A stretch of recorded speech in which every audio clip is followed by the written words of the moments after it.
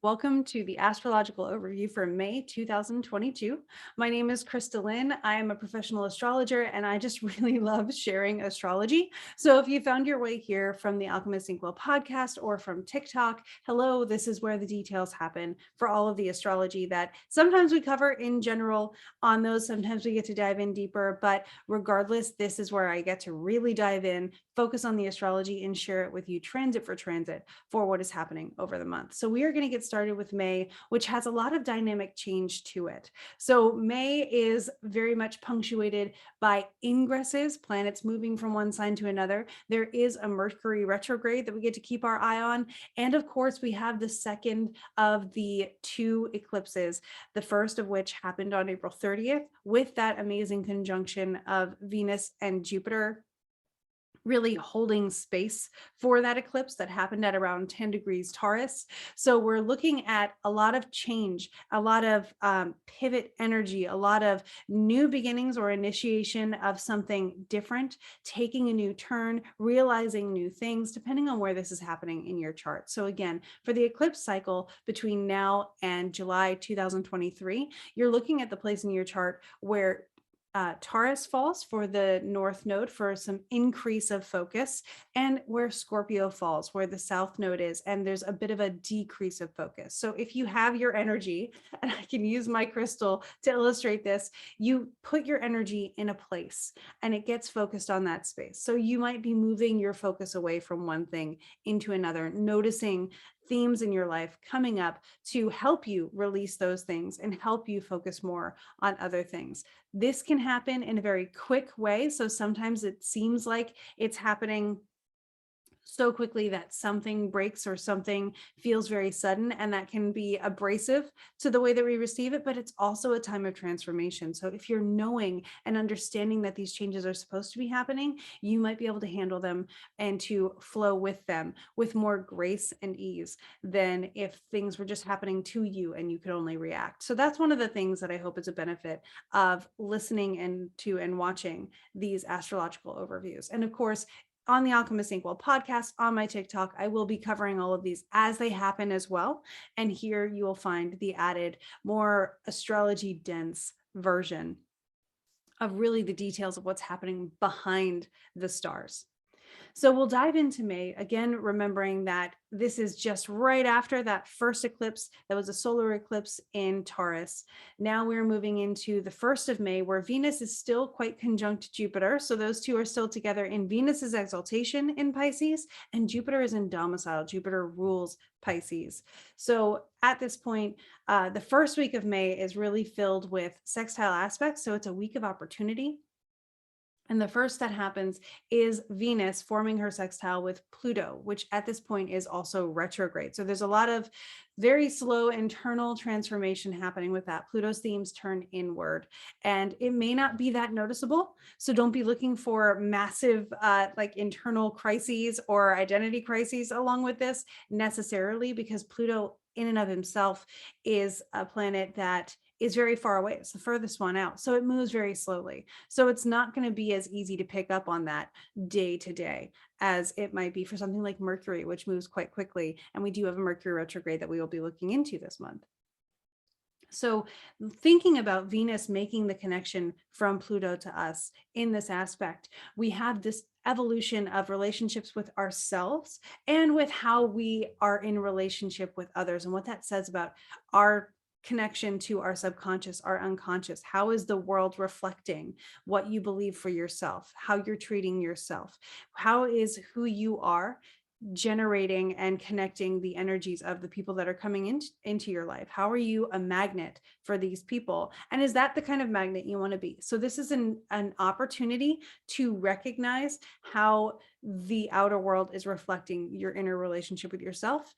And if you want to make some tweaks on that, fantastic. If it's going wonderfully, which it might be with the conjunction being there, this is a great time to just honor how much you've changed and how much you've grown, and really recognize the beauty and the transformation that you've been on the journey of. So then we have Venus moving into Aries, Aries the very next day.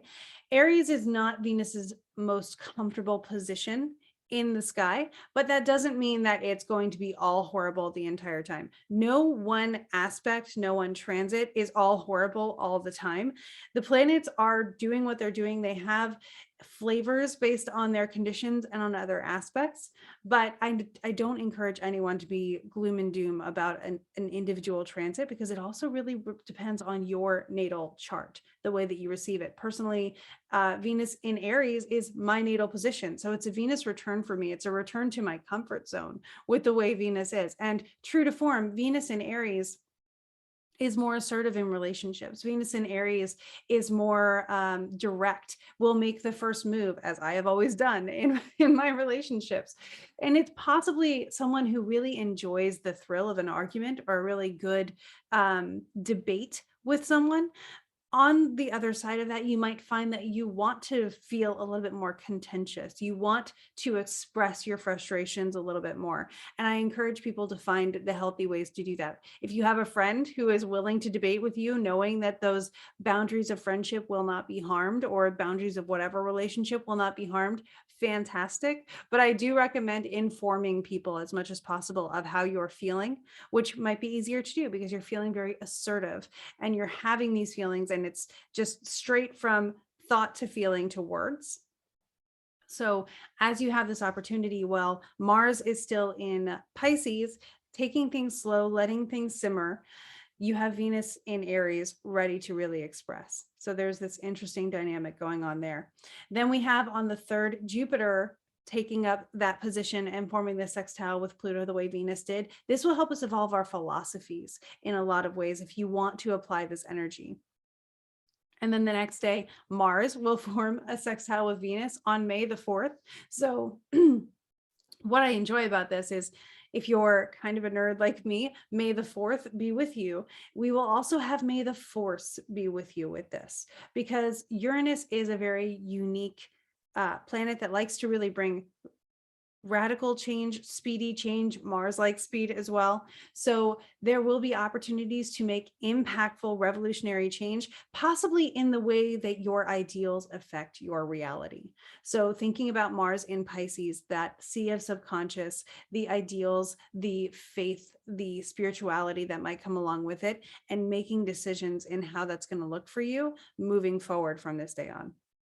And of course, on May the 5th, we do have the sun conjuncting with Uranus. So beginning a new cycle of these Uranian themes, and with the sun really shining light on Uranus and amplifying it, really putting Uranus in the spotlight. So there is an opportunity for prominent breakthroughs. My keyword for this is Eureka, because you have those strokes of genius, that lightning strike of brilliance that goes along with Uranus, who is in the modern sense really associated with Aquarius. So that sort of standing apart, embracing uniqueness in order to be able to understand the experience of those around you, in order to be able to have a new idea that may not have been recognized by the collective yet, and being able to bring that to the people. Kind of Uranian, Richard Tarnas, who is a prominent astrologer, really relates Uranus to Prometheus. So standing apart to observe and bring the fire to the people, bring this new idea there where it can make a difference, is another thing that may come up with this very unique and individual cycle and transit of the sun conjunct Uranus. And we do, since the sun is conjunct Uranus and Taurus, we are moving towards that conjunction also coming into effect with the next eclipse, which will be coming up in just a couple, I think it's about 10 days from that time. So moving into the week with May 6th, Mercury is going to form a sextile with Venus. So opportunities for reconciliation, communication, compromise, really talking things through. And as Mercury at this time is also in the pre-shadow phase of Mercury's retrograde, it is really only 4 days away from turning retrograde. It's very much slowing down. And Mercury in Taurus is already kind of thinking about what it's saying and having that intentional words and choosing what it really wants to express. Venus ruling Mercury at this point, because she is the ruler of Taurus. So there's a lot of Venusian connection, reconciliation, compromise. How can I support you? How can we have a win-win situation where everyone feels nourished and enabled to thrive? So that's a great idea to have good conversations that day if it's something that comes up for you. Then on the 7th, the sun will sextile Mars. And at the same time, the moon is forming a trine to Jupiter, also in Pisces. So this gives the ability to find tangible resources that will also help to support emotional and spiritual beliefs or any conflicts that are coming up. You'll be able to find some ideas on how to navigate that. So that's something to look forward to as well. And then on the 10th, Mercury does turn and station retrograde. It's retrograding through Taurus for the majority of the time. It does start out in Gemini where it is domicile. So correction on the Mercury sextile Venus. Mercury at the time is also in domicile in Gemini, which really emphasizes that communication, emphasizes wanting to reconcile, have thoughts, have ideas exchanged with people in a direct and wonderful way.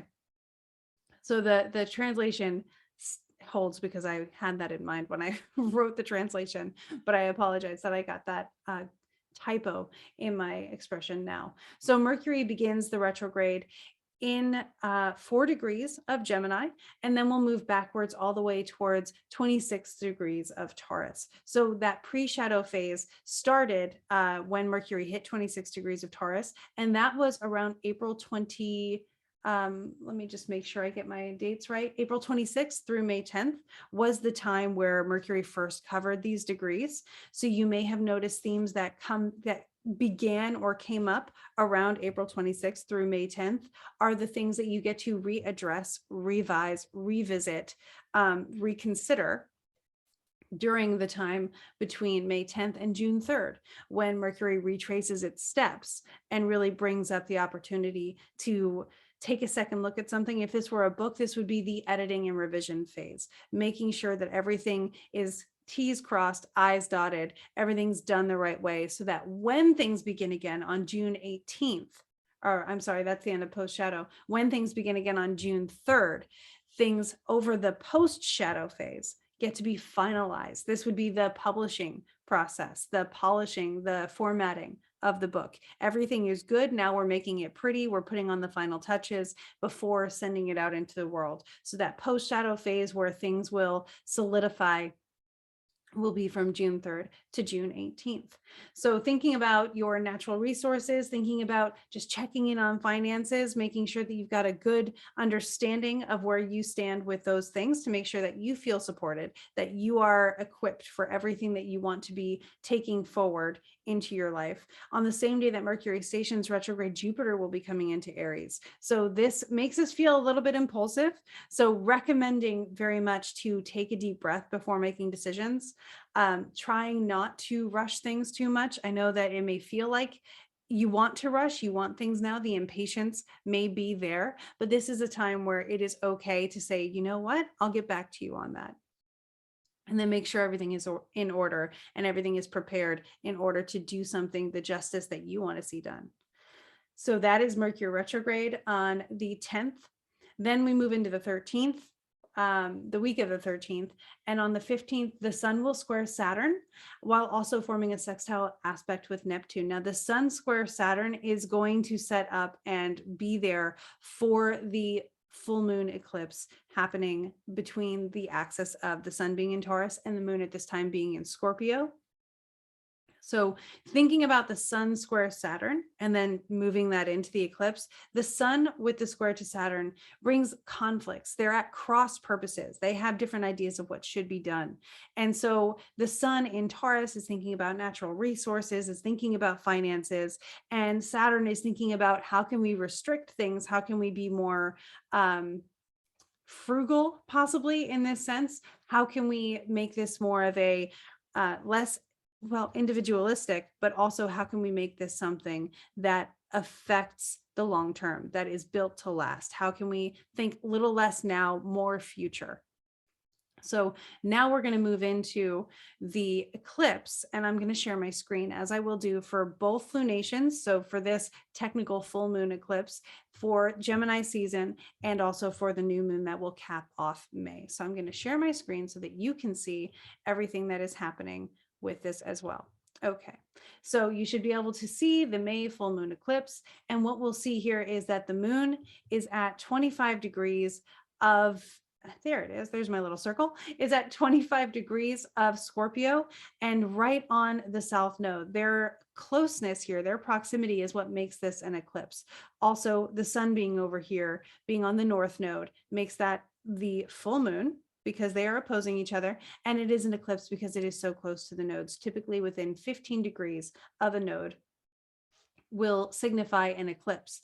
And we have this also to take note that it's not shown on the chart because it is a fixed star. It is a fixed star called Algol, which is often represented by the head of Medusa in mythological lore, so as an archetype. And that does come into play with the things that are going on here. So the moon at this point is in Scorpio. In Scorpio, the moon is considered in fall. Not its favorite place to be, not where it has the most resources. If you think about Scorpio being a very dark position, and now the moon actually being blocked out because it is a lunar eclipse, we have the moon not even being able to receive light from the sun because in this middle is the earth. They are exactly aligned with each other by declination, enough that the earth can get in the way of the sun, translating light over to the moon. So the moon doesn't have any light to give back to the earth. There is no reflection happening. And so this on the south node shows sort of a decrease in the themes that are going on with the moon at this point, and an increase of focus in what's going on in the north node area. So we do see that with the moon being here, the sun being near like a little bit more than a degree on Algol, and that south node being sort of the prominent aspect in this eclipse, while Saturn is still square to them. Things that we're looking at here are a general purge is what it feels like, which is something that you would kind of do in a certain scale with a full moon anyway, that release aspect that a lot of people try to align themselves with. This is not a time that I would do full moon water though, because like we said, there's no light for the water to be charged with. It's been blocked out. So if you think about a flashlight with a filter over it, you don't want the filtered light. You don't want the corrupted light. You want to just leave your moon water out of the windowsill tonight and wait for the next cycle, because that will be more opportune for you.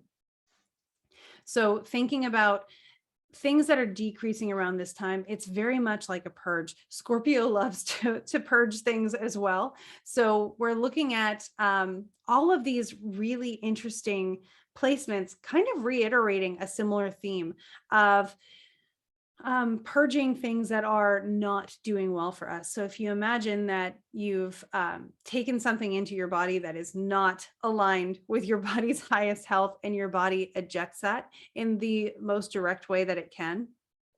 Thinking about this, not just in the body sense, but in life, where are things being purged in life to make room? And it may not be the most comfortable thing to allow at the time, but trusting that this space that is being made through this purging energy is going to be filled by something else. And just because we're not exactly sure what that is right now doesn't mean that it's going to remain a void in us for forever. So I recommend, if you're looking for, well, where is this going to affect me? Looking at the axis between Taurus and Scorpio in your own personal chart will let you know general areas that are transforming, not just today, not just for this eclipse, and not even just for the most recent one on April 30th, but for an entire cycle that lasts until July of 2023. And so you have this unfolding with little bookend plot points happening every 6 months with these eclipses that are telling a story that gets to last until July of 2023. So also do not feel like you have to force anything. Though Scorpio can be quite forceful, this is something where you just allow it to happen. Allow the universe and the divine to say, this is where you are. This is where your priorities are. This is what we are removing energy from so that the energy can be placed somewhere else. It's not a destruction of energy. It is a purge of the energy from this space so that it can be placed where it is more effective and where that focus needs to be. And you have time to witness and see how that unfolds for you. So overall, what we're looking at with this eclipse, with again, focusing on the themes of the south node being quite activated with this, the Saturn square with the whole situation, forming a bit of a T-square, making it seem like, okay, so we need to make sure that our personal setups are handled, the personal resources of Taurus, finances, things like that.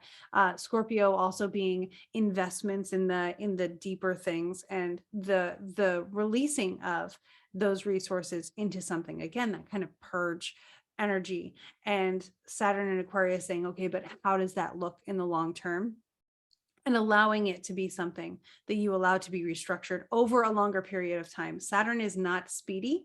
Saturn actually likes to take his time. Saturn likes to really let things unfold. Saturn governs old age. And sometimes people think, oh my gosh, old age, that's bad. Or even death, that's bad. Well, the things that make it to old age were built to last from the start. So that's how I like to really think about Saturn in a holistic concept. If you're beginning something and Saturn is having a say in that, or if you're in a phase of something and Saturn is having a say, it's because Saturn is ensuring that this is built to last. And sometimes that means waiting before seeing something come to culmination.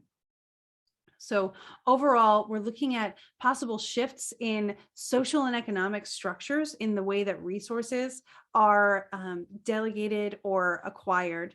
And this might look like cutting costs, because again, we're purging things, with Taurus being very material in its focus. So cutting costs, or cutting debts or repaying debts on the behalf of people, making sure that we have that society in mind, that long-term goal in mind, with Saturn saying, hey, don't forget this.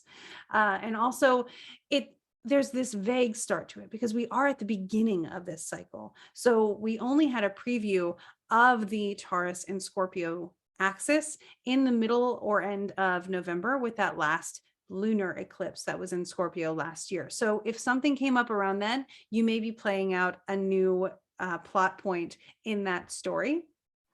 And that is something that you can sort of track a little bit and say, oh, well then right on time. Perfect. And that can give you a little bit of the ability to believe in the outcomes that are on their way, because you can see the intention happening through the process. So on a more personal level, this is doing something that you know is wise, but you can't quite place how it's going to turn out. You just know that this is the right choice right now. So personally, it's releasing something in order to make space for something that may not be known yet.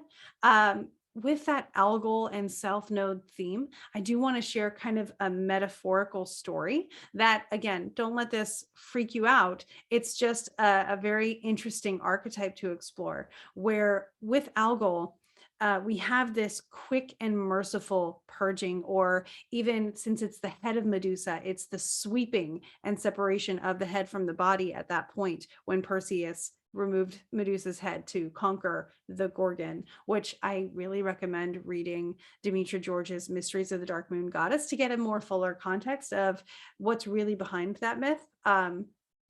And also a fuller context of the fullest expression of algal. Because one of the things is, if something must be separated, if something must be purged, algal seems to like to do that in the most merciful way possible.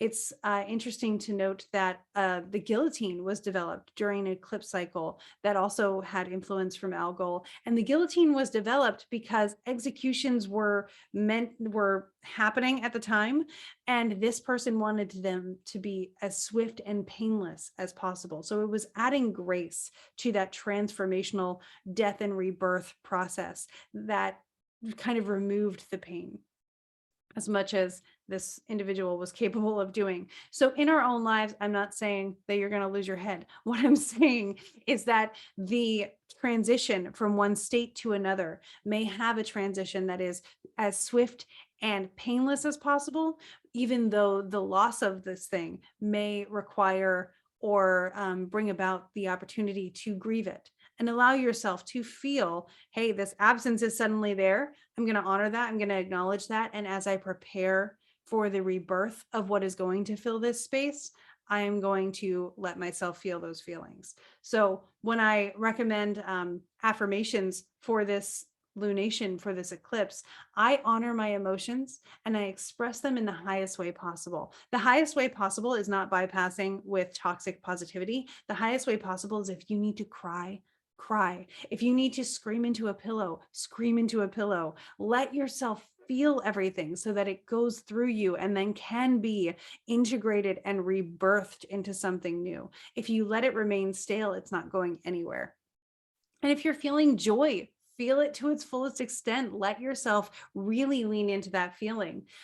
So ways to apply this, I literally have in my notes: scream into a pillow, vent through exercise, physical exercise where you can really let that energy out, or to a willing friend or someone else that you can trust, whether that's someone who is your therapist in friendship or in a professional context.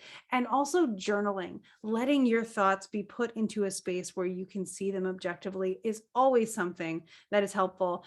And then to really pull in this Taurus aspect of focusing on things like that, making space for new resources. Purge any kind of expired foods in your pantry, thinking about that, right? Things that have had their time and are now just taking up space, but are unable to move, allow new things to come in. It's very much like expired food in the pantry or expired food in the fridge, or clothes that you're not going to wear anymore in the closet. Purge them, let them go, release them, donate what you can if you can, not the expired food, but maybe the clothes, and then make that space. And I honestly, truly recommend just seeing the space. Don't immediately focus on what you're going to fill it with. Just see the space, get comfortable with the space, comfortable with the time between, the time that happens in manifesting when something is removed and there's this blissful potential that is just infinite and unknown. And there's something kind of exciting about that. So allow that to be something that you really let yourself lean into feeling. And that will be the expression of this eclipse, at least as far as my translations go. There are others out there if you are looking for more context to add to your own research, which I always encourage. So then I'm going to stop sharing the screen and we will be able to move on to the 18th is the next exact aspect. And that is when Mars will conjoin with Neptune. So moving from the 16th to the 18th, we see that Mars will conjoin Neptune in Pisces. They are both still in Pisces. Neptune is quite comfortable in Pisces. In a modern aspect, Neptune is considered the modern ruler of Pisces. If you're looking at modern astrology, they will conjoin. And things to really think about here is Neptune dissolves boundaries, where Saturn really establishes them. Neptune makes things vague. It's dreamy. It really likes the nebulous way of seeing things. And Mars wants answers. Mars is really wanting a direction to go. And right now, Mars is kind of occluded.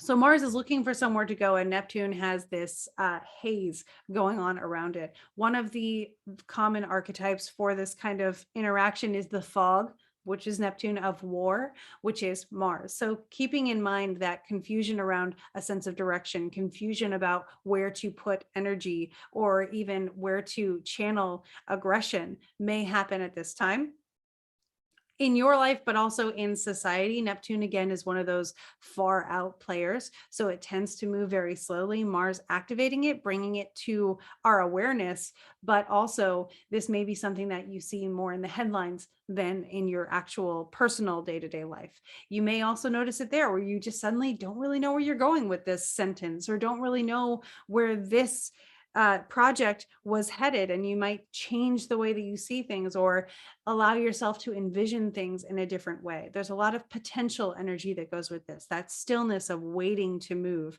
If you're an Avatar: The Last Airbender fan like I am, you might be looking at neutral Jin, the action of not taking action and waiting for that moment to come, which may be a wise way to apply this energy if you're feeling confused and frustrated in that moment of inaction. Then we have the 19th. We're already at the 19th of May.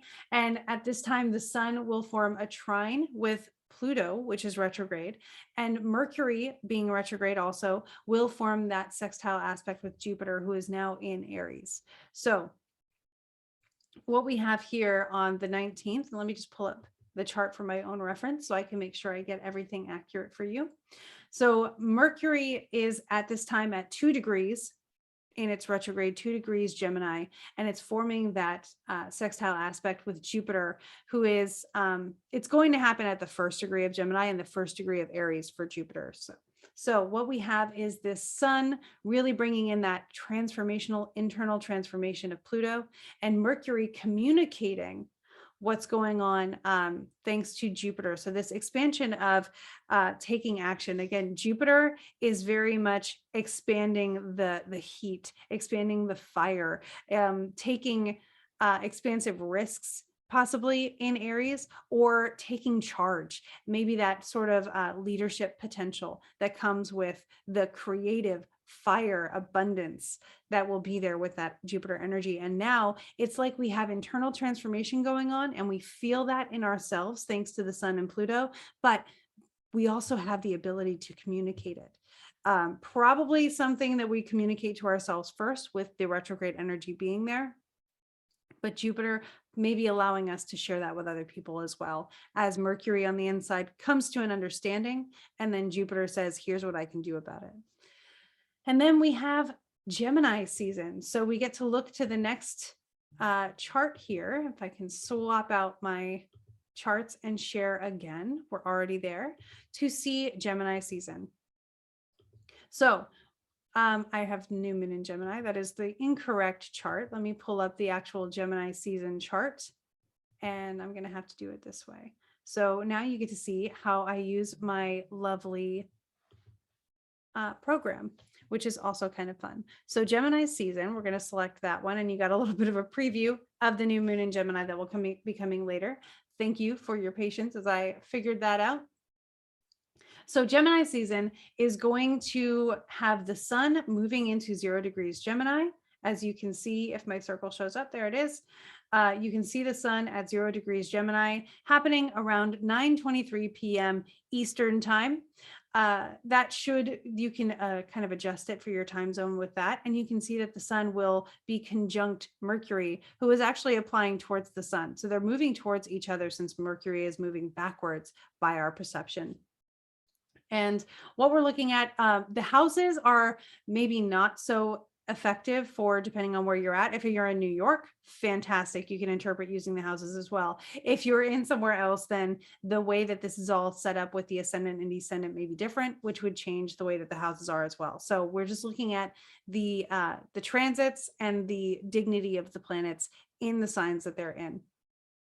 And so we're looking at this with the understanding of Jupiter now in Aries, Venus also in Aries, the sun and Mercury in Gemini. We have this sextile aspect still pretty much in effect with Jupiter. And we're looking at, again, Venus being being still quite in detriment, but again, that's just really direct. Also, let me look at this. So the ruler, I want to tell you about this. This is something that was in my notes and I do like to talk about. A fun term in astrology is chariot. And chariot in Hellenistic astrology is when a planet is in its own domicile with the sun. And right now we will have Mercury in chariot. The only unfortunate aspect of this is the retrograde, but that will resolve itself in a few days after this, about 13 days. Mercury is, because it's in conjunction with the sun here, it's about halfway through its retrograde period. So what we're looking at is opportunities to take thoughtful and aligned actions. Your internal thinking is very much aligned with where you're moving, with your personal directive, with that energy that the sun gives you. So we're blending intuition with action. And with divine movement. And I really like this because, again, we do have this movement happening with Neptune and Mars, with Jupiter also kind of reiterating that similar energy of expansive action, expansive movement, taking a directive. Venus being very interested in movement, speeding things up, which is quite the contrast from the year up until now. Time has felt like it's moved really quickly. We've had a lot of the planets moving very direct, and it's like, where's the time gone? But progress is something now that we are looking at and making for better or for worse in Aries, with all these Aries placements now. So there will be progress, and you can see it as being aligned no matter what. That's how I like to see it. Whatever happens is supposed to happen and you can work with it. But some of it may be more welcome or more exciting than other things. So if you're thinking about an affirmation for Gemini season with this opportunities to take thoughtful divine action and divine movement, it's I align my beliefs and actions, including the action of speech. So thinking about Mercury, the sun, that communication in Gemini, I align my thoughts and my beliefs with my actions, including the action of speaking words. It's a very helpful and important thing to keep in mind through the next month of the sun being in Gemini. We also have different ways to apply it. I want to teach you a trick. It's called muscle testing. So as you're trying to align your thoughts with your actions, you may question yourself. And so I'm going to teach you a really quick trick called muscle testing. Emily and I are probably going to do an entire episode on belief work coming up, and it will be very opportune for during this this retrograde. But here's a little preview as well. If you want a muscle test, first of all, I recommend hydrating. I'm going to do that right now. I have my giant bottle of water. And what this does is it helps get water into your muscles. It hydrates your muscles. And if we are muscle testing, having hydrated muscles really helps to get a clearer indication using muscle testing. The next thing you're going to do is pinch your forefinger and your thumb together. I like to relax my fingers as well because it makes it easier. So you're pinching them together. You hook your other finger through that little hole and you pull. And you know you're not going to separate them because you've decided you're not going to. That's part of the trick. So when you say the word yes, you really reaffirm that I'm not pulling these apart. But your muscles understand yes. They do not understand, as well as your unconscious, the concept of no so much. That's why affirmations are always present and affirmative. And you can rewrite an affirmation for I can't do this to whatever the positive side is, to I do this. And it's the alternative. So when you say no, if you say yes and it holds, you say no, and truly it does just let go because your muscles don't understand how to process that. It's an interesting thing. There's some science that can be discovered behind it in kinesiology. So that muscle movement and muscle understanding. I use it when I'm, because I am a Taurus sun, I use it at restaurants all the time, trying to figure out what food or option on the menu is in the highest and best interest of my body. It's something to really, it's very helpful as an experiment to use it on things like that, where you're not so invested in the outcome. And so I recommend muscle testing and just asking yourself in self-interview, focusing on your discernment. Does this really align with me? Is this actually what I believe? And those are things that Gemini season is going to encourage us to explore in ourselves as well. So those are things to think about as we're looking at this whole next month of Gemini. And then, of course, the next day, we are going to have Mercury conjoining the sun. And this is where we get to talk about the concept which has shown up a lot lately on social media called cazimi. So cazimi is when down to within 16-degree minutes of conjunction, a planet comes into conjunction with the sun. When a planet is 15 degrees away from the sun, if you're looking up in the sky, you can't see it anymore because the sun is too bright. Your eyes can't pick it up. So it becomes under the beams of the sun. That's actually the term for it. When it gets even closer within 8 degrees of the sun, it is considered combust. It's literally burned up by the sun. However, when it becomes cazimi, when it's so close to being exactly conjunct that it's only 15-degree minutes, and that's that second number. So you see the 0000, or in the Mercury case here, the 08 is the minutes of the degree. So even in this case, during Gemini season's actual ingress, you will be, it's about, because it's still at 1, we would need it to be at 0 and within the 15-minute to be cazimi. They will be cazimi. In fact, let me move this ahead and see if we can find it by hours here. We'll just bump this forward and see. It's going to go crazy until I can find it. So now we see that they are both at 0 degrees down here in the second house, right there. And they're not quite there yet. So as they would get closer, it looks like it will be in the 0 degree mark of Gemini, where they will finally reach that cazimi. So with Mercury going backwards, the sun is actually going to catch up to Mercury. And you can see Mercury being retrograde, the numbers here, it was 51 and now it's 50. So Mercury is moving backwards to meet up with that. And here we have getting very close to cazimi. So that's what cazimi is. It's just very, very, very, very much conjunct with the sun. And in that moment, you will find that the sun amplifies, and for that brief time where they are that close to each other, they combine. It's kind of like the Super Saiyan fusion where they combine into something equal in power of each other, and in this one entity become this fusion, and very powerful, very prominent. Sharp internal focus. Insight was one of the words I used for this. Clarity, because we are internal with this. You have the insight. It is halfway through Mercury's retrograde. It is a fantastic time for meditation. Mercury is not often associated with this as much anymore, but traditionally is very much a meditative planet, very much with, especially with retrograde being that internal experience. So I'm going to go ahead and stop sharing my screen, and that'll give me an opportunity to find my charts again for the next time I share it. And so this way we have the movement into the 21st, which is when that exact cazimi will happen. On the 22nd, we have more sextiles for the rest of the week. So Mars sextile Pluto and Mercury ingress into Taurus. So Mercury we saw was at 0 degrees Gemini. As it continues to move backwards, it will go back into Taurus, where it will finish retracing its steps. So with this, Mercury moving into Taurus and Mars forming that sextile aspect with Pluto, also retrograde, there's opportunities for grounding in the soul work that you've been doing. And it may have begun especially during Pisces season, and with all of those planets that were in Pisces throughout April.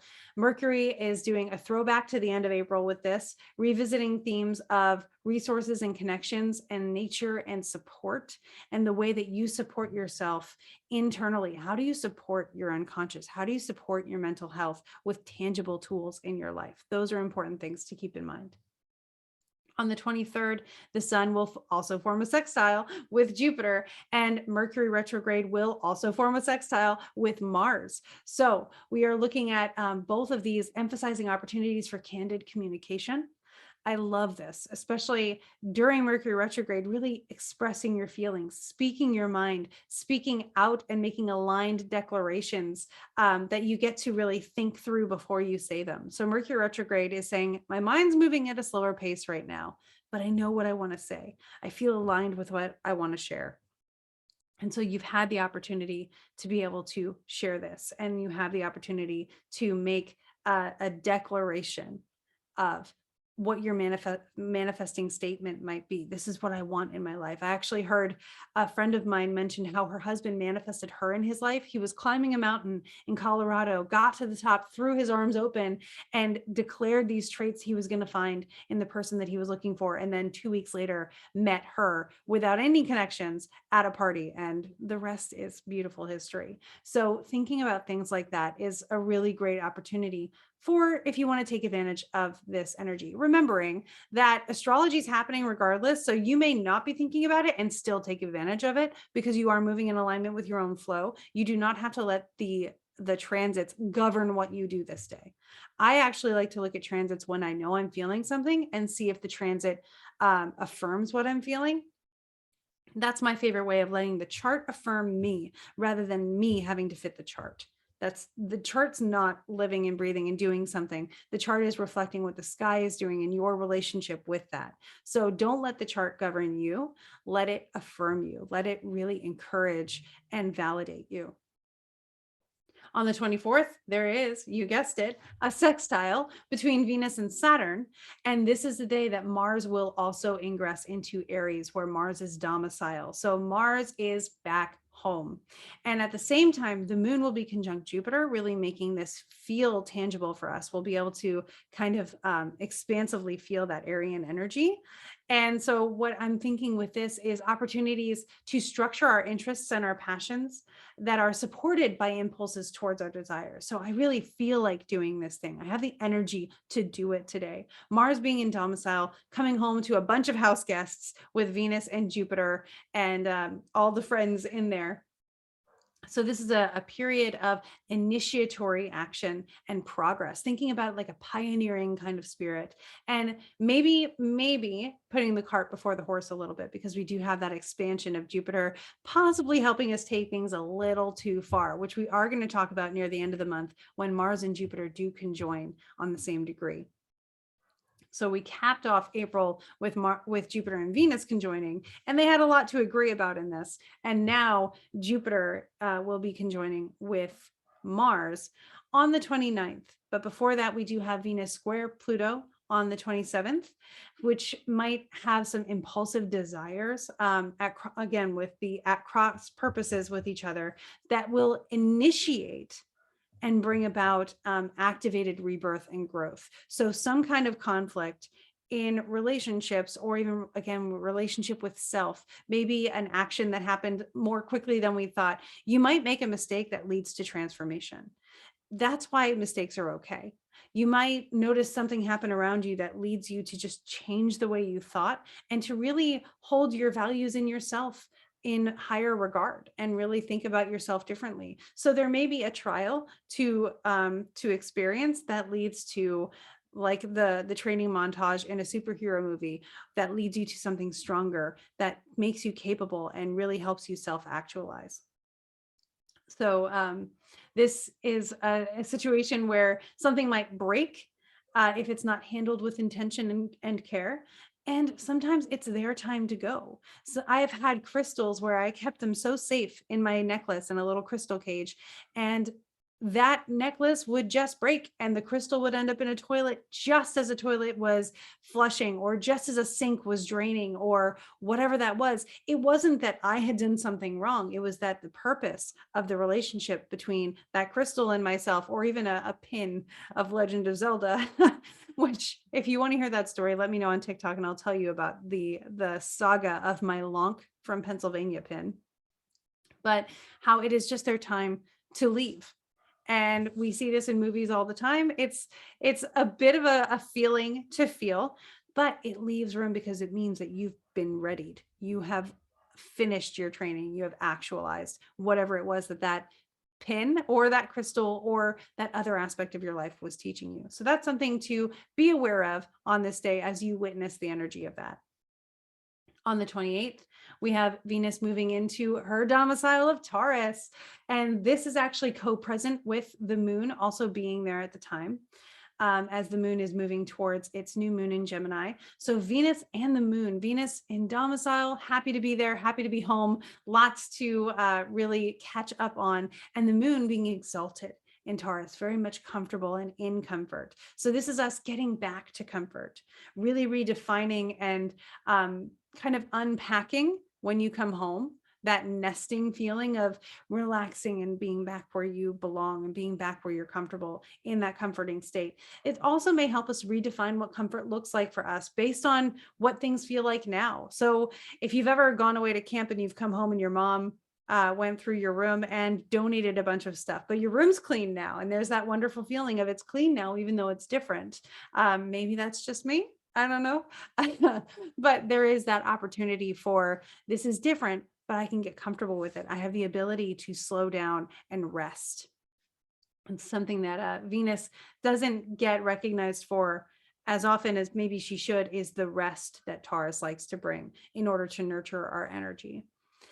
And then on the 29th, we have Mars conjunct Jupiter. We'll probably also still be able to look at this in our new moon chart in Gemini.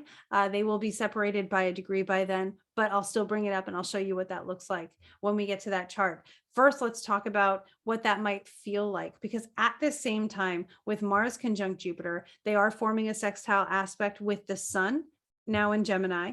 The exalted moon will still be in Taurus, and that will at the time be conjunct Mercury retrograde. So around that 27, 26 degree mark. And they will be forming a trine with Pluto which is also they will be forming a trine with Pluto, which is also forming a sextile with Neptune. So there's kind of this conversation going on between a lot of the planets, and most of them are sextile, trine, conjunctions. So it's understanding, agreement, merging of energies, things like that. So we have this heat and expansion, almost like an explosion in Mars's turf. So you have the heat and expansion, and when you put those together, it does create kind of an explosion archetypally in Aries. So something new just bursting onto the scene, possibly some kind of big risk that may or may not pay off. Thinking about being over optimistic, over ambitious, biting off a little bit more than you can chew. Sometimes that's really exciting and thrilling. Sometimes it works out great. Other times it could have been a little bit more measured. And in this case, with the sun forming a sextile to them, it's an opportunity to take a beat and recognize. It's kind of like when you're falling and you are able to, in that moment of clarity, prepare for the landing. There is that energy there as well. So if you're biting off more than you can chew, you can choose to spit some of it out in that kind of metaphor. There is support to make this constructive if it's communicated thoughtfully, thanks to that Mercury retrograde coming in clutch with the moon conjunct Mercury. So we're having our thoughts, having our feelings, noticing what's happening around us, and having the support of these sextile and trine aspects saying, hey, you can change this a little bit in your favor, or at least go with the flow of it, if you communicate and understand yourself and what's going on around you in a thoughtful and intentional way. This is where I would bring muscle testing back into play, and also counting to 10 before making an impulsive decision. I really want this. Do I want this? Yeah, go. If it's, I really want this. Do I want this? Oh, I'm not so sure. This is a moment where if it's a heck yes, maybe it's a yes. If it's not a heck yes, then think about it some more. That might be a really great way to apply this energy. And that will carry us into May 30th, where we get to look at our final chart of the month, which is the new moon in Gemini. So here we go with our final chart. And so you can see the new moon in Gemini right here. Again, don't take too much weight in the housing placements on this, simply because this is cast for New York. I'm not even in New York. It would be slightly different by a few degrees of the ascendant for me as well. So we have this new moon in Gemini. What we want to look at are all these lines here and the conditions of the planets in these signs. And so what we see is the ruler of the lunation is one that I would look at first and foremost, which is Mercury, the ruler of Gemini, being at 26 degrees on that north node, really reminding us what came up during that eclipse, during the eclipse with the sun on Algol, because 26 degrees is Algol's degree. So at this point, Mercury is there reminding us possibly of things that came up during that. And so just thinking about reflecting, another Mercury retrograde term, reflecting on what's happened, having that mental feeling of a new moon of, what does this begin for me? Where do I want to go with that? How can I communicate this? How can I get curious? If you're feeling frustrations at this time, getting curious is a great alternative to getting frustrated or getting angry. I knew that already, but it is great if you want to watch a TV series that really helps express that. Ted Lasso is a great series to be able to understand how to consciously take your more Mars and Aries kind of energies and apply them in constructive ways. So we also have, again, transforming the way that we see and connect with each other to honor each other's divinity. Doing belief work is a great option during this. We're really learning to communicate on soul levels now, and that's very important. To be able to see each other as we begin to embrace the world, embrace changes, think about things and how stuff is moving around us. With the sun and the moon being in Gemini, Gemini is mutable, Gemini is air. It's very intellectual, but it's samples. It's from one topic to the next. It doesn't necessarily go deep. It's very good with trivia and fun facts, if you think about it that way. I know a little bit about a lot of things instead of focusing really intently into one topic and then being an expert in that, but maybe not having the holistic view of other things. So there is no right or wrong when it comes to that kind of stuff. Things that I would recommend as far as affirmations is, I see the divinity in me and in every person I meet, honoring that you are whole and complete, and so is that person. And we're all just navigating the world together. And sometimes we interact just like the planets do, using their aspects. We form aspects with each other in the conversations and the interactions that we have together. Also thinking about ways to apply this whole new moon. This is the time where you can manifest again. So if you do like to do ritual work or anything aligned with the new moon, this is the time. I'm not one to put out new moon water, but if that's something that you're interested in, I would go for it. Whatever your new moon practices are, they can begin again because we are outside of that eclipse cycle. But keeping in mind that we are reflecting on the eclipse with that Mercury as the ruler of the lunation saying, hey, let's not forget what's changing, what's transforming within us. So find something stunning about each person that you know, about each person that you meet. If you're out in the world noticing people, notice something amazing about them. You can share it with them or you can keep it to yourself, but just learning to practice honoring other people for their beauty, their divinity is a great option. Journaling, again, Mercury and Gemini are very much associated with writing and communication and even some travel. So those are things that you can do to align with what has changed around you as we wrap up May and then start moving into June. So that was the video. I hope this was helpful. I'm going to go ahead and stop sharing the screen. I love that you guys watch this. I really appreciate it. Let me know if this is helpful. Let me know if you have any ideas. I'm open to considering them. And I hope that your May is fantastic. I know I have a birthday in May. Anybody who's having a solar return in May, happy solar return, happy birthday. New beginnings of a new cycle of a year. You're going to have a new Time Lord with your new birthday. Every time you have a birthday, you get a new Time Lord. So that's always fun. If you want to explore those kinds of things with me, I would be happy to. We can always set up a reading together. We can connect on TikTok at The Real Crystalline and always on the Alchemist Inkwell podcast, where I hope to be able to connect with you guys because you're so great. You guys who listen to that podcast have been just so exciting to be able to interact with you through that medium. So thank you. We've got some great things coming up throughout the month of May and into June that Emily and I will be announcing. So stay tuned, connect with us. Let's stay in touch as that whole Gemini energy likes to do.